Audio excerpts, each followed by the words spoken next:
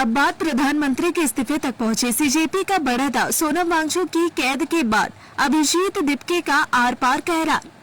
आज दिल्ली के जंतर मंतर पर चल रहा आंदोलन एक ऐसे खतरनाक और अप्रत्याशित मोड़ पर आ गया है जिसकी उम्मीद शायद किसी सरकार ने सपने में भी नहीं की होगी, क्योंकि जो लड़ाई पिछले कई हफ्तों से सिर्फ नीट पेपर लीक और शिक्षा मंत्री धर्मेंद्र प्रधान के इस्तीफे तक सीमित थी, आज उसने सबसे बड़ा राजनीतिक रूप ले लिया है। और कांग्रेस जनता पार्टी यानी सीजेपी के नेता अभिजीत दिपके ने पूरे देश के सामने साफ ऐलान कर दिया है कि अब उन्हें किसी छोटे मोटे मंत्री का इस्तीफा नहीं चाहिए, बल्कि यह जंग सीधे बड़े साहब यानी प्रधानमंत्री नरेंद्र मोदी के इस्तीफे तक चलेगी। दरअसल सरकार ने सोचा था कि पिछले 21 दिनों से भूख हड़ताल पर बैठे एक्टिविस्ट सोनम वांगचुक को जबरन उठाकर सफदरजंग अस्पताल में कैद कर देंगे तो युवाओं का यह गुस्सा ठंडा पड़ जाएगा। लेकिन यहाँ तो पासा पूरी तरह से उल्टा पड़ गया है। सोनम वांगचुक को रास्ते से हटाते ही दिपके ने खुद आमरण अनशन का मोर्चा संभाल लिया है और मांगों की लिस्ट बढ़ाकर सीधे देश के मुखिया पर निशाना साध दिया है, जिसके बाद अब युवाओं के इस गुस्से को बॉलीवुड और राजनीति के बड़े दिग्गजों का खुला साथ मिल गया है।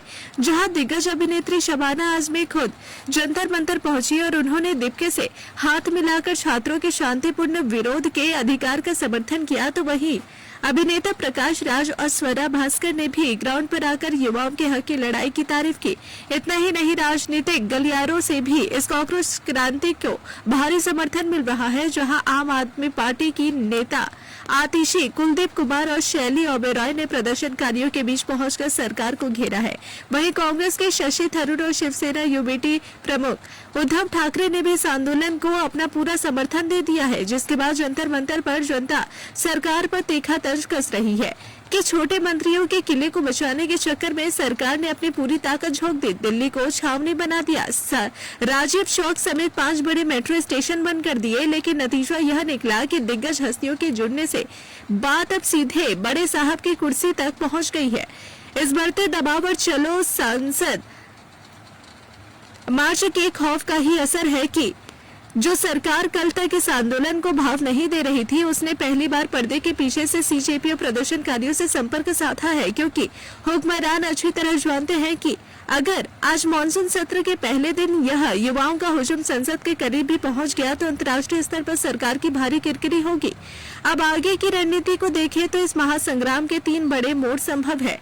या तो सरकार पूरी तरह बैकफुट पर आकर शिक्षा मंत्री धर्मेंद्र प्रधान की बलि चढ़ा देगी ताकि पीएम मोदी तक आज न पहुंचे, या फिर दिल्ली पुलिस बाहरी तत्वों और पत्थरबाजी की किसी साजिश का बहाना बनाकर जंतर मंतर पर आधी रात को बड़ा क्रैकडाउन करेगी।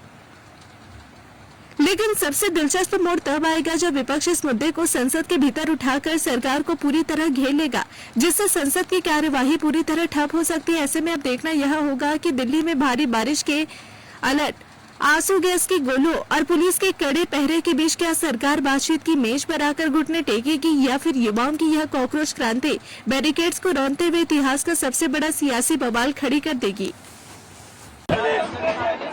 यहाँ पर बहुत सारे एमपी एमएलए आने को तैयार है, यहाँ पर बाहर खड़े हमारे समर्थन में, दिल्ली पुलिस उन्हें आने नहीं दे रही है।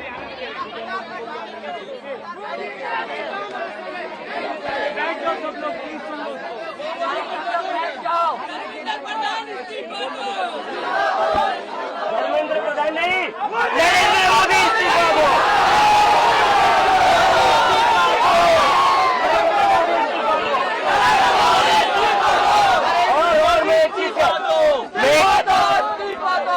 कहना चाहता हूं, आज तक हम धर्मेंद्र प्रधान का इस्तीफा मांग रहे थे नीट में जिन बच्चों की आत्महत्या हुई उनके जिम्मेदारी के लिए, लेकिन आज जो घिनौनी, आज जो नीच हरकत करी है सरकार ने, अब हम नरेंद्र मोदी का इस्तीफा मांगेंगे। नरेंद्र मोदी का इस्तीफा चाहिए।